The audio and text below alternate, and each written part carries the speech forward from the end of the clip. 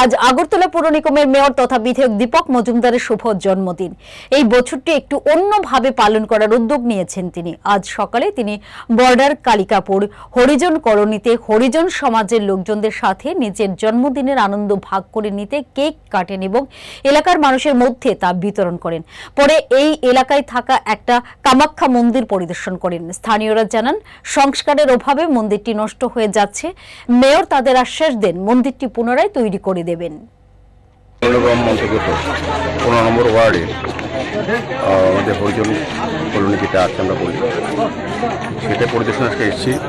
বিভিন্ন সময় আমাদের কর্পোরেটর বলতেন, এলাকার লোকজন আমাদেরকে অনেকটাই বলেছিলেন যে দেখার জন্য, এবং কিছু কিছু কাজ আমাদের করা প্রয়োজন পড়েছে, যেমন ড্রেনের ব্যবস্থা কিছুটা আমাদের নতুন করে করতে হবে। এখানে বৃষ্টির সময় অধিকাংশ রাস্তায় জল জমে থাকে, অনেক বাড়িতে জল থাকে, তো সেটা করার জন্য আমরা ড্রেন নতুনভাবে নির্মাণ করব।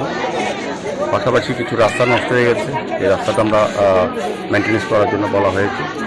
আর এখানে একটা কামাখ্যা মন্দির আছে, বহু পুরানো ঐতিহ্যবাহী মন্দির, সেটাও সংস্কারের অভাবে প্রায় নষ্ট হয়ে যাচ্ছে। তো সেই মন্দিরটাও আমরা সংস্কার করবো, একটা নাট মন্দির মতন তৈরি করে দেবো।